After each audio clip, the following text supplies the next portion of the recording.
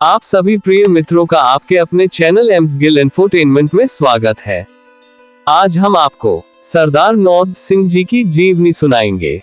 सरदार Buddha Singh Nod Singh शुकरचिया के पिता पंजाब के माझा क्षेत्र के सुकरचक गांव के एक संपन्न जाट किसान थे, जो महाराजा रणजीत सिंह के पहले ज्ञात पूर्वज थे। उनका मूल नाम देसू था। उनका जन्म 1670 में हुआ था। उनके पास 25 एकड़ जमीन और 3 हल और एक कुआं था।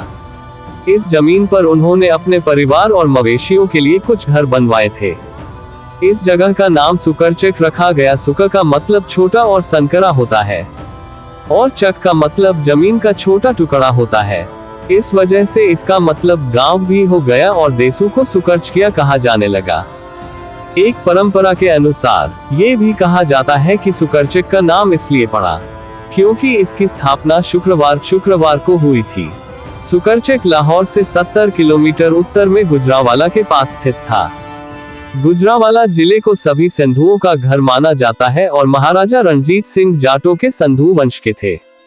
ऐसा कहा जाता है कि अपने शुरुआती दिनों में देसू कभी कभी मवेशी चुराने का काम भी करते थे। एक बार देसू नरखोना गांव से कुछ अच्छे मवेशी चुराकर ले गया। कुछ दिनों बाद उसे जंगल में एक बूढ़ी औरत मिली। उसने देसू के बारे में पूछा। उसने उसे बताया कि देसू ने उसकी भैंसें और एक जोड़ी बैल चुरा लिए हैं और वह उन्हें वापस लेने जा रही है। उसने उससे कहा कि देसू एक उग्र स्वभाव का व्यक्ति है और वह उसके साथ बुरा व्यवहार करेगा। उसने कहा कि जब वह उसकी दयनीय स्थिति को जानेगा तो उसे उस पर दया आएगी। वह गांव में देसू को नहीं ढूंढ पाए, लेकिन अपने स्थान पर लौटने पर वह अपने सभी मवेशियों को सुरक्षित और स्वस्थ वहां बंधे देखकर आश्चर्यचकित हुई। उनके पूर्वजों में से एक को 1692 में गुरु गोविंद सिंह ने सिख धर्म में दीक्षा दी थी। बुद्ध सिंह एक साहसी व्यक्ति थे और कहा जाता है कि उन्होंने गुरु गोविंद सिंह और बंदा सिंह बहादुर की लड़ाई में भाग लिया था। उनके कारनामों में मिली सफलता ने उन्हें पंजाब के सिखों में सबसे साहसी और दृढ़ निश्चयी होने की ख्याति दिलाई। उन्होंने अपने गांव में एक किले जैसी हवेली बनवाई। सिखों द्वारा उनका हमेशा उच्च सम्मान किया जाता था। वह एक चितकबरे घोड़ी की सवारी करते थे, जिसे उनके नाम पर देसी कहा जाता था और जिसने अपने सवार के साथ झेलम, रावी और चिनाब नदियों को 50 बार पार किया था। ऐसा कहा जाता है कि कभी कभी बुद्ध सिंह अपनी घोड़ी की पीठ पर एक दिन में 100 मील से अधिक की दूरी तय करते थे। बहादुर और साहसी बुद्ध सिंह, जो ताकत में एक विशालकाय व्यक्ति थे, के बारे में कहा जाता है कि उन्होंने अपने जीवन काल में लगभग 40 तलवार के घाव और 9 माचिस के घाव खाए, लेकिन उनकी शारीरिक शक्ति ने उन्हें निराश नहीं किया। कार्माइकल स्मिथ के शब्दों में, बुद्ध सिंह सबसे साहसी साहस के लिए प्रतिष्ठित थे, उनकी बुद्धिमत्ता और चतुराई के लिए जिसने उन्हें उनकी सभी योजनाओं में सफलतापूर्वक आगे बढ़ाया, और उनकी तत्पर बुद्धि और अच्छे हास्य के लिए। वे गरीबों के अधिकारों और संपत्ति के प्रति अपने सम्मान के लिए भी प्रसिद्ध थे। वे फकीरों, गरीबों और यात्रियों के प्रति बहुत दयालु और सहानुभूतिपूर्ण थे। 17,161 में उनकी मृत्यु दौरे से हुई। अपनी मृत्यु पर बुद्ध सिंह ने अपने पीछे 2 बेटे छोड़े, जिनका नाम नौद सिंह और चंदा सिंह था।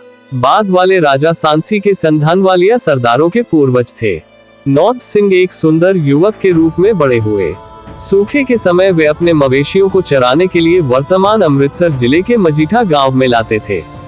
गुलाब मजीठा के एक बपतिस्मा प्राप्त सिख सिंह ने अपनी बेटी लाली का विवाह 1730 में नौद सिंह से इस शर्त पर किया कि वह खुद को विधिवत बपतिस्मा दिलाएगा।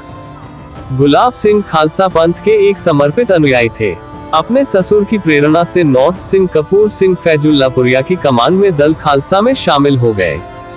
उन्होंने अपना घर छोड़ दिया और अपने साथियों के साथ दुर्गम जंगलों में घूमते रहे।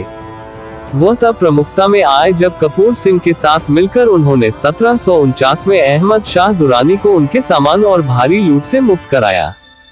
रसूलनगर के पठान सुल्तान खान चट्टा ने 6 सिखों को जबरन इस्लाम में परिवर्तित कर दिया।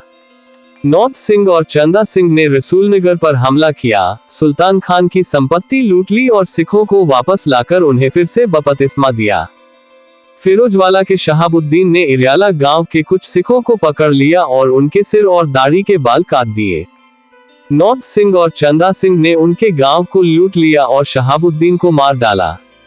1749 में नौद सिंह अफगान आक्रमणकारियों के खिलाफ लड़ते समय सिर में गोली लगने से घायल हो गए।